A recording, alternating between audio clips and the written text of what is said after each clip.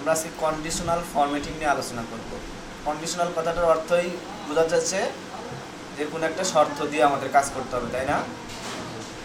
ওকে, তো conditional formatting করতে হলে দেখেন এই হোম ট্যাবে এই যে এদিকে একটা টুলস আছে, টুলসের বা এটা কী বলে টুলসে এখানে লেখা আছে কন্ডিশনাল ফরম্যাটিং, এবং কন্ডিশনাল ফরম্যাটিংয়ের জন্য অনেকগুলো রুলস আছে।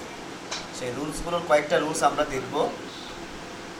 তো এইখানে ক্লিক করলে এখানে লেখা আছে প্রথম রুলসটা highlight cell rules. Highlight cell রুলসে আবার কিছু রুলস আছে, greater than, less than, between, equal, text that contain. এর মধ্যে গ্রেটার দেন বলতে কি বোঝাচ্ছে?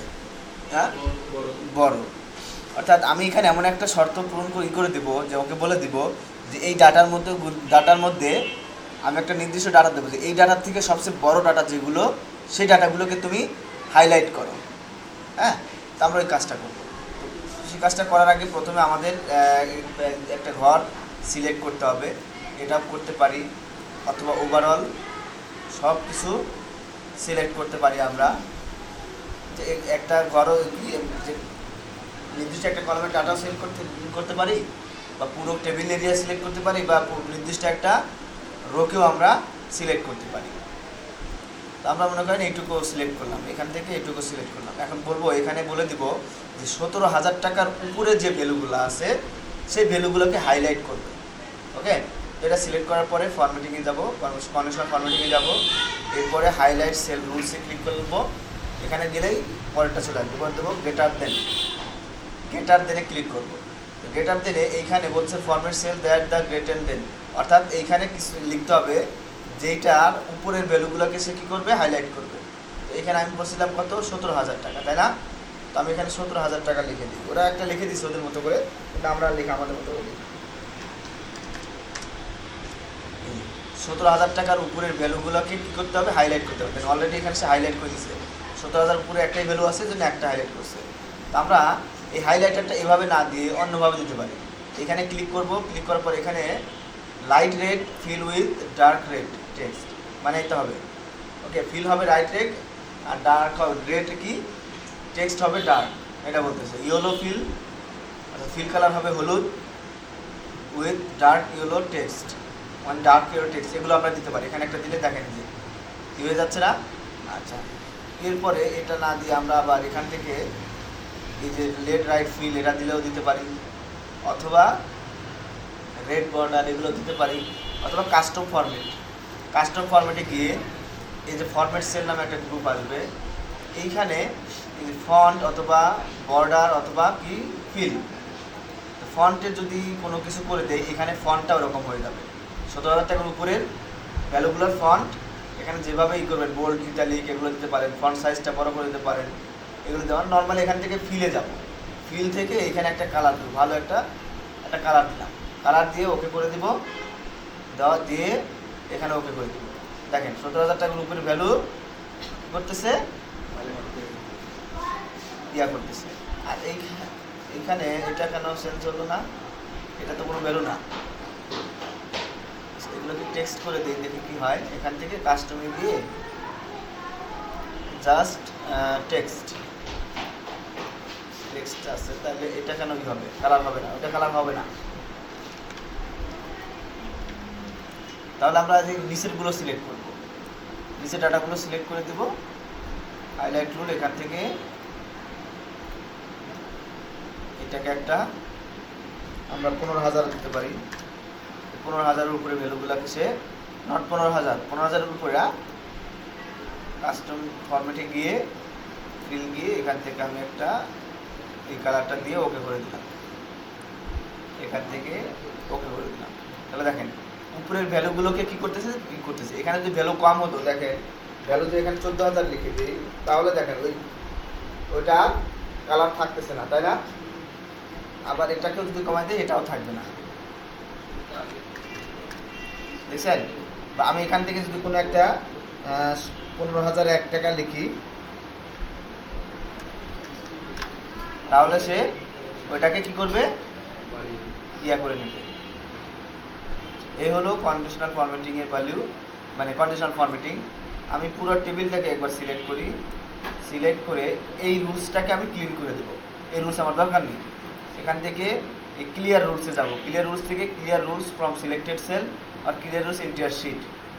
সিলেক্টেড সেল মানে আপনি যতটুকু সিলেক্ট করছেন ততটুকু কাজ শিট করবে, আর ইন্টায়ার শিট বলতে পুরো শিটের মধ্যে থেকে সব শিট করবে। আমার সিলেক্টেড দিলেই হবে, ক্লিয়ার করে দিলাম। এখন কিন্তু কোনো রুলস এখানে নাই। এখন আমরা এটাকে হাইলাইট থেকে গ্রেড লেস দেন করে দেবো। লেস দেন কি দেবো? 10,000 বা 1,000-এর নিচে, 1,000-এর নিচের ভ্যালুগুলোকে সে কি করবে? হাইলাইট করে দিবে। দেখেন 1,000-এর নিচের যে ভ্যালুগুলো সেইগুলোকে সবগুলোকে সে হাইলাইট করে দিছে, তাই না? 400, 600 এগুলো হলো। এরপরে বিটুইনটা কি কাজ? বিটুইনটা বলতে দুটো ভ্যালু দিবেন, সেই দুটো ভ্যালুর মাঝখানের ভ্যালুগুলোকে সে কি করবে? হাইলাইট করবে। ওকে, আমি সবগুলোকে সিলেক্ট করলাম, এখান থেকে ক্লিয়ার রুলস করে দিলাম। এরপরে বিটুইন যাই, দেখেন এখানে একটা ভ্যালু দিতে হবে, স্টার্ট একটা ভ্যালু, আর কি ভ্যালু? শেষে একটা ভ্যালু দিতে হবে। দিলে আমি মনে করেন এটাতে দিলাম 2,000 আর এটাকে দিলাম 3,000। হ্যাঁ, ভিডিও হ্যাঁ, তো 3,000 দিলাম, দিয়ে ওকে করে দিলাম। দেখেন 3,000 টাকার উপরে ভ্যালুগুলোকে সে কী করছে? একটা হাইলাইট করে নিছে। এগুলোকে যদি আপনি 3,000 টাকার নিচে দেন তাহলে কিন্তু সে 1,000 দিলাম, এখন কিন্তু এই ভ্যালুটাকে সে হাইলাইট করবে না। বুঝতে পারছেন? এই ঠিক এমনি ইকুয়াল মানে কি? আপনি যে ভ্যালুটা দিবেন সেই ভ্যালুটাকে সে শুধু হাইলাইট করবে। আচ্ছা, টেক্সট দ্যাট কন্টেইন, এখান থেকে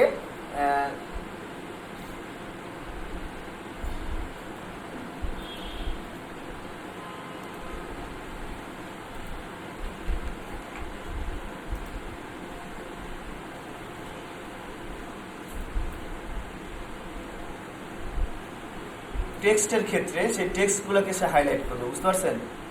এখানে যদি কোনো টেক্সট থাকে, সব নাম্বার, আপনি যদি কোনো টেক্সটকে হাইলাইট করতে চান, খুঁজে নিয়ে আসতে চান, তাহলে এখানে সেটা লিখে দিবেন। যেমন আমি যদি মার্কস লিখি,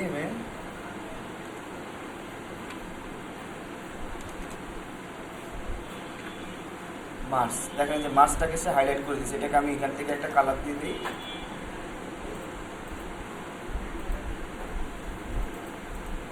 তাহলে শুধু টেক্সটটাকে সে হাইলাইট করবে। হ্যাঁ, নাম্বারগুলোর ক্ষেত্রে ওইভাবে করবে, আর এখানে টেক্সটের ক্ষেত্রে এভাবে করবে।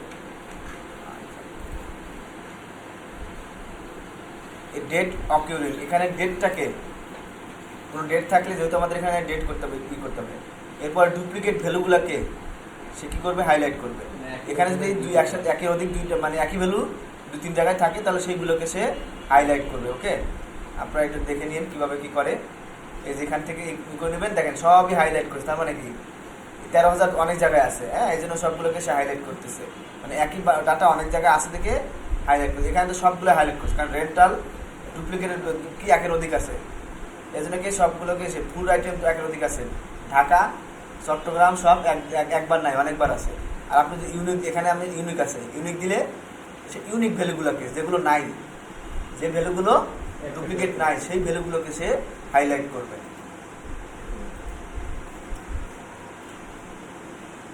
এরপরে এখানে দেখেন টপ 10 আইটেমস, অর্থাৎ আপনি যে সিলেক্ট করছেন সেখান থেকে সর্বোচ্চ 10টা আইটেম, বা আপনি দরকার হলে 5টা আইটেম দেন, তাহলে প্রথম 5টা সর্বোচ্চ মানে সবচেয়ে বড় 5টা আইটেম, মানে এই আইটেমগুলোর মধ্যে সবচেয়ে বড় আইটেম কয়টা থাকতে পারে, সেখান থেকে 5টা আইটেমকে সে হাইলাইট করবে। ওকে, আচ্ছা, এরপরে আসে হলো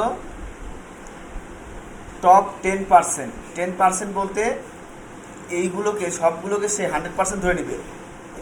100% ধরে এখান থেকে টপ 10%গুলো সে হাইলাইট করবে।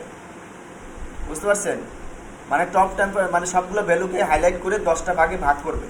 ভাগ করে যে 10 ভাগ সবচেয়ে বেশি থাকবে সেই 10 ভাগগুলোকে হাইলাইট করবে, আর বাকিগুলোকে সে হাইলাইট করবে না।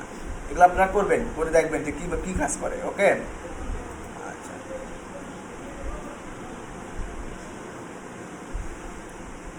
ঠিক বটম 10 আইটেম, এটা টপ আইটেম, বটম 10 কি টপ 10 আইটেম আর বটম 10 আইটেম মানে নিচের ছোট ভ্যালুগুলোকে এখানে আপনি 5টা 10টা 20টা যেটা খুশি দিতে পারেন। এখান থেকে যে এখানে ভ্যালু লিখে দিতে পারেন। দেখেন এই যে টপ কি বটম দিলাম 2টা, সে 2টা ভ্যালুটাকে করবে, আর এখানে আগের ভ্যালু আছে দেখে ওইগুলোকে সে হাইলাইট করে রাখছে আর নিচে দিয়ে করতে হবে। তাহলে প্রথমে আমাদেরকে এখান থেকে ভ্যালু কোনো ক্লিয়ার রুলসগুলোকে ক্লিয়ার করে দিতে হবে।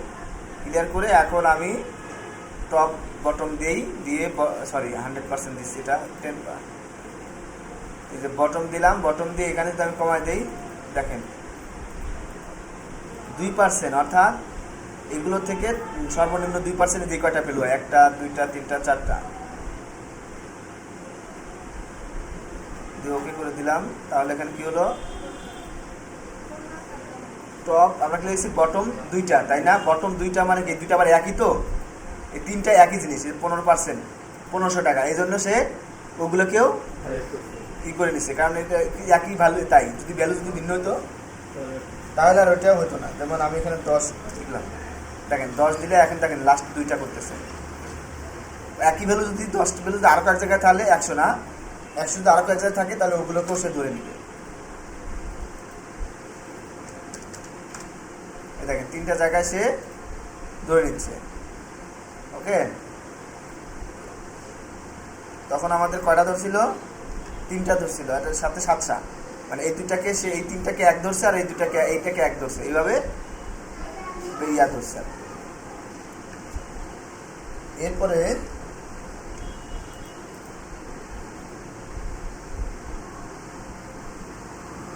অ্যাবভ অ্যাভারেজ, অর্থাৎ অ্যাভারেজে সবচেয়ে বেশিটাকে যেটা হবে সেটা ধরবে। দেখি আমরা কীভাবে করি। এখান থেকে অ্যাবভ অ্যাভারেজ মানে এগুলোকে সবগুলোকে একটা যোগ করে সর্বোচ্চ অ্যাভারেজগুলোকে সে হাইলাইট করতেছে, এখানে সরাসরি ই করে নিচ্ছে।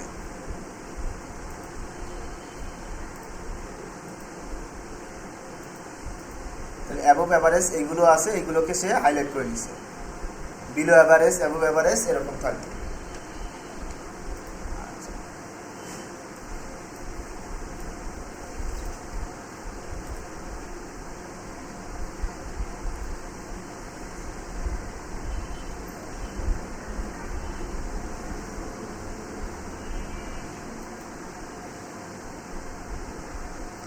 এগুলো হলো ডাটা বার টাইপের, মানে এইগুলো দিলে আপনার এই যেখানে থেকে যে ভ্যালুগুলো দিচ্ছেন, মানে যেগুলো সিলেক্টেড করছেন ওই ভ্যালুগুলোর বড় অনুযায়ী ডাটাগুলো বড় দেখাবে। হ্যাঁ, যেমন এটা যদি আমি ক্লিক করি তাহলে দেখেন সর্বোচ্চ ভ্যালুটাকে সে ফুল ধরছে, 1,35,000 আছে, সে 35 থেকে ওই ঘরের কি ফিল কালার হিসেবে পুরোটা নিয়ে নিছে। তারপর ওর ছোটোটাকে একটু ছোটো ডাটা বার আসছে, তার ছোটোটা গায়ে ছোটো, এভাবে করতে করতে সর্বনিম্ন হলো 3,700, সেটাকে 3,700 দেখেন অনেক ছোটো ডাটা বার। এইগুলো এভাবে করে। কালার স্কেল সেম সিস্টেম, একই জিনিস।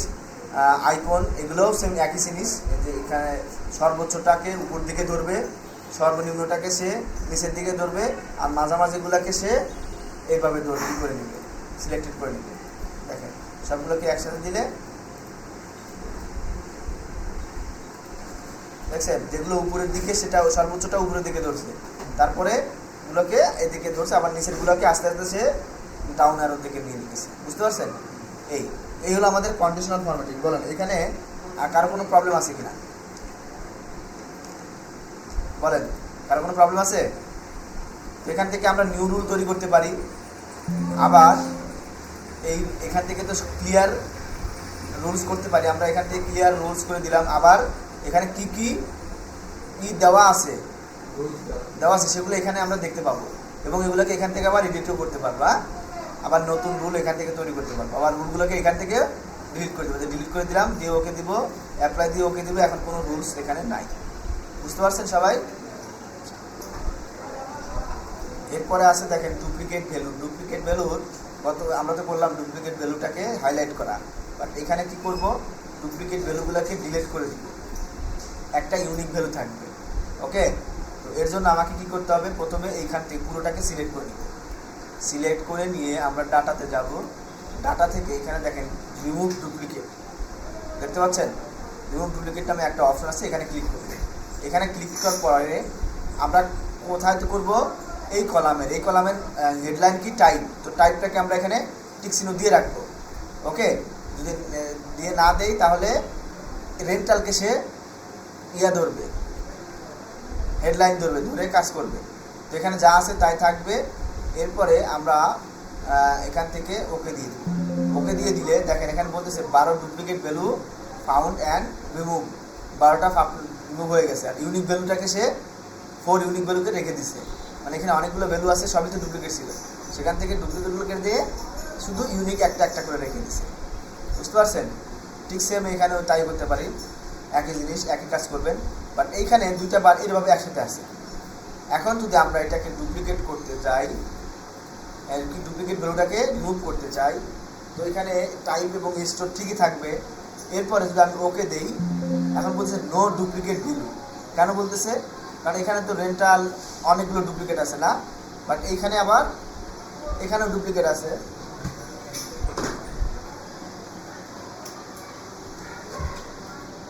কিন্তু এইখানে হয়েছে কি, যখন আপনি দুইটা একসাথে সিলেক্ট করছেন, এই দুইটা রোকে একসাথে যখন সিলেক্ট করছেন, তখন কি হয়েছে, ও এই ডাটাকে এক ডাটা ধরছে, রেন্টালস ঢাকা আর রেন্টালস চট্টগ্রাম, দুটো আলাদা আলাদা হয়ে গেল না? রেন্টালস ঢাকা রেন্টালস চট্টগ্রাম, তাহলে এখানে এক থাকলেও এখানে দুটো ঢাকা এবং চট্টগ্রাম আলাদা থাকার কারণে এই ভ্যালুটা ডুপ্লিকেট না। ওকে, এই কারণে এখানে কোনো ডুপ্লিকেট ভ্যালু সে খুঁজে পায়নি। যদি আপনি সিঙ্গেল করতেন, এভাবে আলাদা আলাদা করতেন, তাহলে ডুপ্লিকেট ভ্যালুগুলো রিমুভ করতে পারতেন। কিন্তু আপনি যেহেতু দুটো একসাথে ধরছেন, এই জন্য সেখানে কোনো ডুপ্লিকেট পায় নাই। বোঝা গেছে বিষয়টা সাদিয়া?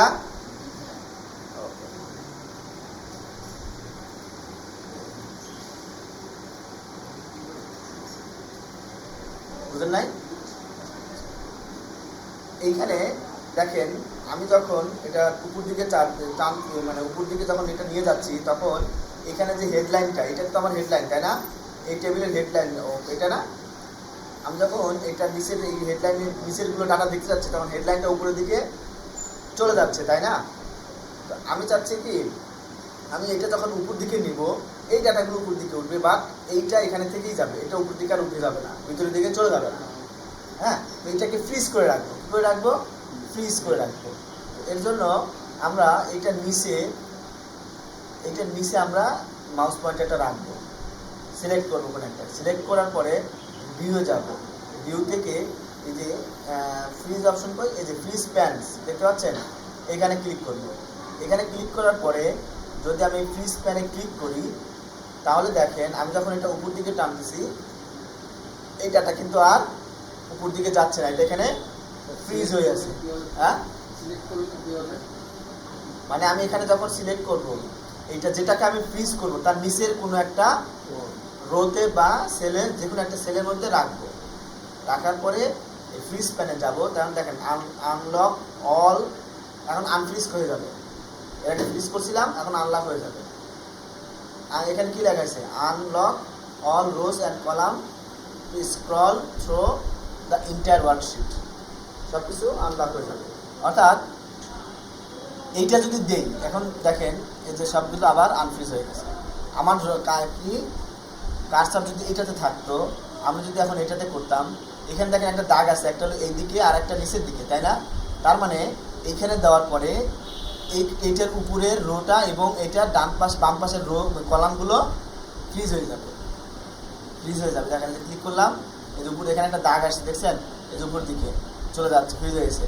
আবার এই যে স্ক্রল বাটন ধরে এদিকে টানলে দেখেন এই যে কলামটা কিন্তু ফ্রিজ হয়ে আছে, তাই না? কলামটা কিন্তু নড়তেছে না, কলামটা ভিতরে ঢুকে যাচ্ছে, তাই না? এই হলো ফ্রিজ প্যানের প্রথম অপশনটা। প্রথমটা আমি কার্সার যেখানে রাখবো, তার উপরেরটা এবং তার বাম পাশেরটা কি হয়ে যাচ্ছে? ফ্রিজ হয়েছে। উপরের রো এবং বাম পাশের কলাম, উপরের রো এবং বাম পাশের কলামটা ফ্রিজ হয়ে যাচ্ছে। ওকে, আচ্ছা, অনেক সময় আমাদের এই যে উপরের রোটা এবং প্রথম কলামটা আমাদের ফ্রিজ করে রাখতে হয়, কারণ এখানে দেখার জন্য। কারণ এটা যদি উপর দিকে না যেত, আমি এটাকে দেখে আসলে বুঝতে পারতাম না। এই দেখেন, এটা হলো ভয়েস মেইল, তাই না? এইগুলো ভয়েস মেইলের ডাটা, কিন্তু আমি যখন উপরে যাব, এখন ভয়েস মেইলের ডাটা এইটা না এইটা আমার বোঝা একটু কষ্টকর হবে, তাই না? আমাকে ওই রকম মনে হতো যে এলে আছে ভয়েস মেইল, কেতে আছে অন্য কিছু এলে আছে, তখন কিন্তু আমার জিনিসটা মনে থাকবে না। এই জন্য আমি এটাকে ফ্রিজ করে দিব। ফ্রিজ করে দিলে আমি বুঝতে পারবো যে কোনটার ডাটা কোনগুলো আমি দেখলে বুঝতে পারবো। এরপরে স্প্লিট অর্থ কি? ভেঙে ফেলা। এই যে মাঝখানে কোনো একটা জায়গায় কার্সর রেখে যদি স্প্লিট করি, তাহলে দেখেন 4টা আলাদা আলাদা ইয়াতে ভেঙে গেছে। এই যে এটাতে ক্লিক করলে দেখেন উপরেরটা নড়ছে না, আবার এটাতে ক্লিক করছে, এই যে উপরেরটাতে ক্লিক করে এটাতে করলে নিচেরটা কিন্তু নড়তেছে না, তাই না? আলাদা হয়ে গেছে। আবার এখানে কার্সর রেখে যদি আমি এটাকে ক্লিক করি, দেখেন এই পাশেরটা কি হয়ে আছে। আবার এইটা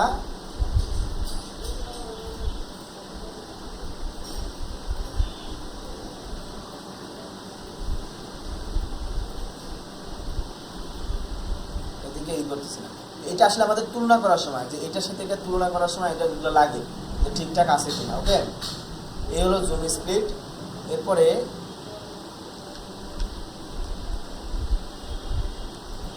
কি আছে? Spelling check. স্পেলিং চেক ওয়ার্ডে দেখাইছিল, হ্যাঁ ওই যে ওগুলো দেখাইছিল, আপনারা এখন দেখান নাই। এই রিভিউয়ে গিয়ে যে স্পেলিং এখান থেকে দেখান যে কোনটা ভুল আছে। স্পেলিংয়ে ক্লিক করলে do you want to continue check beginning the start, অর্থাৎ বিগিনিং থেকে আপনি চেক করতে চান, ইয়েস। যেটা যেটা ভুল আছে সেটা এখানে লাল দাগ না, এখানে লাল দাগ না, এক্সেলে লাল দাগ ওঠে না। যেটা যেটা ভুল আছে সেটার জন্য এখানে বলে দিচ্ছে যে এখানে ভুল আছে, যে অ্যান্সার বানানটা ভুল।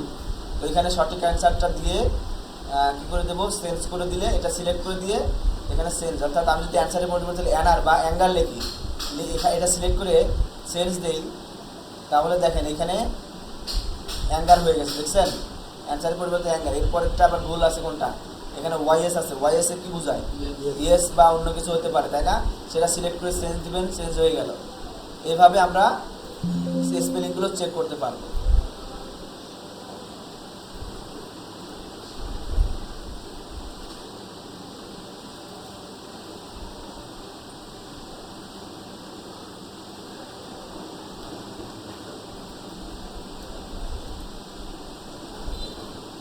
তো মোটামুটি আমরা গত ক্লাস যেগুলো এতক্ষণ শিখলাম ওগুলো ইনশাল্লাহ আমরা পারবো, তাই না? পারবো না? আচ্ছা, এখন আমরা কিছু ফাংশন নিয়ে কাজ করব। বেসিক ফাংশনগুলো নিয়ে আমরা কাজ করব। ফাংশনগুলো কি? যেমন এখানে সাম, অ্যাভারেজ, কাউন্ট, ম্যাক্স এবং মিনিমাম। সাম মানে কি? সেদিন আমরা সাম ফাংশন নিয়ে কাজ করছি, তাই না? আচ্ছা, সাম ফাংশন আপনারা তাহলে এখানে পারবেন, তাই না? অর্থাৎ এখান থেকে আমি এই ডাটাগুলো এখানে যোগ করব। তাহলে আমাকে কী লিখতে হবে? প্রথমে সমান সমান, তারপরে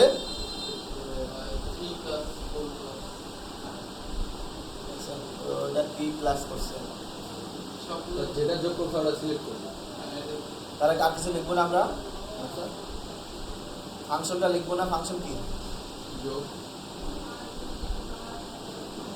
গত ক্লাসে সাম করছি না? সামে কি ছিল? ও হ্যাঁ, সাম লেখা হবে। কি লিখতে হবে? সাম। ভুলে গেছি। তাহলে এখন এই যে সাম লিখবো। আমরা এইটা যোগ দিলে তো অনেক সময় লাগবে, এটা তো আমরা দিতেই পারি, এটা তো সহজ কাজ। তাহলে এক্সেলের দরকার ছিল না, তাই না? আপনি ওয়ার্ডে রেখে কম্পিউটার ক্যালকুলেটর যোগ করে দিয়ে দিলেন, হয়ে গেল। তো এখানে আমরা এবারে কি ফাংশন দেবো? ফাংশন সাম আসছে, এই সাম চলে আসছে। আমরা এভাবেও সরাসরি এখন ফার্স্ট ব্র্যাকেট দিতে পারি, অথবা এইখানে ট্যাব দিলে সামের বড় হাতের সাম সুন্দরভাবে একটা ফরম্যাট চলে আসবে। এরপরে যতটুকু যোগ করবো ততটুকু সিলেক্ট করে দিব, সিলেক্ট করে ব্র্যাকেট ক্লোজ করে ইন্টার দিব, দিলেই এইগুলোর যোগফল আমরা এখানে পেয়ে গেলাম। তো আমরা যদি এখানে কি করতাম? সমান সমান দিয়ে এইটার যোগ, আবার এখান থেকে যোগ, আবার এখানে যোগ, আবার এইটার যোগ, আবার এইটা, এভাবে করতে গেলে অনেক সময় লাগবে না? অনেক সময় একটার পরিবর্তে একটা মিসিং হতে পারে, তাই না? তো এই জন্য আমরা সাম ফাংশন ইউজ করব। এরপরে আছে অ্যাভারেজ। অ্যাভারেজ কি? হ্যাঁ, গড় কিভাবে বের করে? যোগ করে সবগুলো মানগুলো সব যোগ দিয়ে যতগুলো আইটেম ততগুলো দিয়ে ভাগ দিলে যে মানটা আসবে ওটা হলো গড় মান, তাই না? আচ্ছা, তো এইখানকার গড় মান আমরা কিভাবে পাবো? অর্থাৎ এটা যোগ করলে আমরা পাইছি কি এই সংখ্যাটা, তাই না? এর গড় মান বের করে যদি আমরা এত দিয়ে গুণ দিতাম, এখানে কয়টা ঘরে? 10টা ঘর আছে, গুণ দিলে কিন্তু সেম মানটাই আসতো। যোগ করলে যোগফল যেটা মানটাও সেটাই আসতো, তাই না? এখানে গড় মান বের করতে হবে আমাদের। তো গড় মান বের করার জন্য সেম ফাংশনটা এরকমইভাবে সমান সমান দিয়ে অ্যাভারেজ লিখবো। অ্যাভারেজ হলো আমাদের এখানে ফাংশন, কি অ্যাভারেজটা হলো ফাংশন। এই যে নিচে অ্যাভারেজ আছে, এটা সিলেক্ট করে ট্যাব বাটন ক্লিক করেন, এখানে অ্যাভারেজ বসে গেল। এরপর জাস্ট এগুলো সিলেক্ট করে ব্র্যাকেট ক্লোজ করে ইন্টার দেন, তাহলে অ্যাভারেজ মানটা পেয়ে গেলাম। 171 গুণন যদি আমি 10 দিই তাহলে আমি যেটা পাবো, তাই না? 171.33 সাথে গুণ দিলে এই মানটাই পাবো, পাবো না? দেখি পাই কিনা। সমান সমান এইটা গুণন 10, দেখেন চলে আসছে এত। এখানে আমি যদি ডেসিমালটা দেই, এখান থেকে ডেসিমাল বের করলে এখান থেকে হ্যাঁ ঠিকই আছে সেম। তাহলে 171,713 টাকা, তাই না? এখানে যা আছে এখানে সেম পাইলাম না আমরা? এই হলো গড় মান। এরপরে গড় মান তাহলে আমরা বের করতে পারবো না, যে কোনো বড় বড় ডাটা থেকে তার গড় মান বের করতে পারবো না। জাস্ট সিম্পল অ্যাভারেজ লিখে সমান সমান অ্যাভারেজ লিখে ডাটাগুলো সিলেক্ট করে দিলেই বের হয়ে যাবে, তাই না সাদিয়া? পারবেন না সাদিয়া? বের করতে পারবেন? এরপরে আছে কাউন্ট। কাউন্ট মানে আসলে গণনা করা। আমরা কি কাউন্ট করব? এখানে কাউন্ট করব হলো মূলত এখানে কয়টা ডাটা আছে সেইটা কাউন্ট করব। ওকে, তাহলে এখানে কি আসবে? কয়টা ডাটা আছে এটা কাউন্ট করবো, তাহলে এখানে কি আসবে? ওকে, এই বেসিক ফাংশনের এটা মনে হয় ভিডিওতে ওঠে নাই। হ্যাঁ, এটা আমি এখন ভিডিওতে উঠতেছে, বাট এটা তো আপনারা বুঝতেই পারছেন। তো এটা আপনাদের হোমওয়ার্ক থাকবে। আপনারা কি করবেন, এইটা দেখে দেখে একটা ভিডিও দেখে দেখে, আমি হয়তো ভিডিও দেখে দেখে এরকম একটা ডাটা তৈরি করবেন। সেটা যে কোনো ডাটা হতে পারে, এখানে যে এই নামে দিতে হবে এমন কোনো কিছু না। আপনারা আপনাদের ইচ্ছা মতো একটা ডাটা দিয়ে একটা করে করে এই ফাংশনগুলো কী করবেন, বসাবেন। হ্যাঁ, এগুলো বের করে নিয়ে আসবেন, ঠিক আছে? আচ্ছা, এরপরে ফিল্টারিং অ্যান্ড সর্টিং করব। সর্টিং বলতে এখানে যে বিষয়টা সেটা হলো, আমরা যদি প্রথমে এই ঘরটাকে সিলেক্ট করবো, প্রথম কোনটা? প্রথম রো, এটা এই টেবিলের ফার্স্ট রো হলো এটা, তাই না? Header row. হেডার রোকে সিলেক্ট করে আমরা এই যে এখানে দেখেন ফিল্টার, সর্ট অ্যান্ড ফিল্টার লেখা আছে না, এটাতে ক্লিক করব। ক্লিক করে এটা প্রথমে আছে দেখেন সর্ট A to Z, কি আছে? A to Z। এখানে ফুড কিছু অপশন আছে দেখেন নিচে, food item, games, movie, rentals, ABCD বা 1 2 3, হ্যাঁ, এই আকারে যদি থাকে তাহলে এফ আগে আসে না জি আগে আসে? কোনটা? এফ আগে আসে না? তার মানে এখানে সর্টিং ঠিক আছে, বাট এইখানে সর্টিংটা কিন্তু ঠিক নাই। দেখি আমরা একটু এখান থেকে A to Z দিই কি হয়। ও বলতেছে এক্সপ্যান্ড, সিলেকশন বাড়াইতে হবে। আমরা এখান থেকে এই পুরোটা সিলেক্ট করব। সিলেক্ট করে A to Z দিই, তাহলে দেখেন ও প্রথমটাকে ধরে করছে। মানে আমরা এখান থেকে কাই করছি, এই জন্য প্রথমটাকে ধরে করছে, এই জন্য কোনো চেঞ্জ আসে নাই। আচ্ছা, আমরা যদি Z2A দেই তাহলে দেখেন তাহলে উল্টা আসতেছে না, প্রথমে আর, তারপরে এম, তারপরে জি, তারপরে ফোর, তাহলে কি হয়ে গেল। আর সবগুলো ডাটা কিন্তু ঠিক আছে, পরের ডাটাগুলো কিন্তু এটার সাথেই আছে। অর্থাৎ ফুড আইটেম যদি এখানে ছিল আর এগুলো যদি সর্টিং চেঞ্জ হয়ে যেত তাহলে কি হতো? ডাটাগুলো উল্টাপাল্টা হয়ে যেত না? কিন্তু ডাটা কিন্তু উল্টাপাল্টা করা যাবে না। তো কি হয়, এখানে ওর একটা নির্দিষ্ট রেশিও অনুযায়ী শুধু প্রথমটাকে ধরে বাকিগুলোকে সে চেঞ্জ করে দিচ্ছে। বাট ফুড আইটেমের ডাটা তো এইগুলো, তাই না? এগুলো কিন্তু ঠিকই আছে, এগুলো কিন্তু ফুড আইটেম এটা চেঞ্জ হলেও এগুলোও চেঞ্জ হয়েছে, এগুলো কিন্তু এদিকে রয়ে যায় নাই। এটাই হলো মূল ইয়াটা, ডাটা যেন চেঞ্জ না হয়। আমি যদি নর্মালি এই ঘরটাকে সিলেক্ট করতাম, সিলেক্ট করে আমি যদি সর্ট করতাম A to Z, দেখেন এখানে বলতেছে এক্সপ্যান্ড, সিলেকশন কি এক্সপ্যান্ড করবেন, মানে এগুলো করবেন। বা একটা আছে কি continue with the current selection, মানে আমি শুধু এটাতেই করতে চাই কিনা।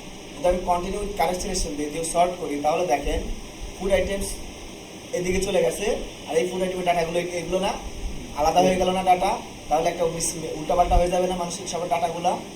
এই জন্য আমাদেরকে ফুল সিলেক্ট করে এটা করতে হয়।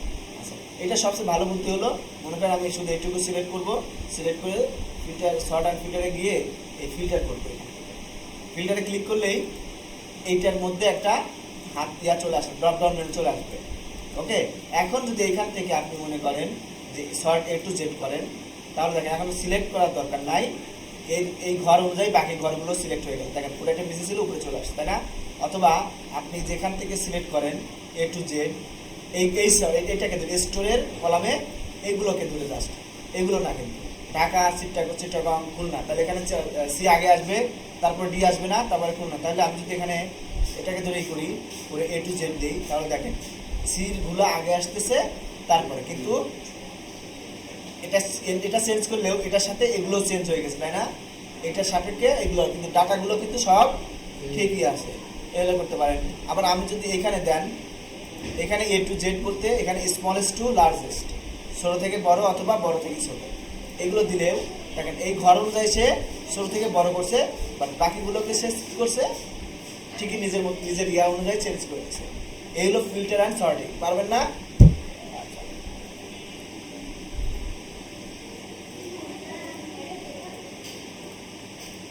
ওকে, আজকে এই পর্যন্তই থাকবে। আমরা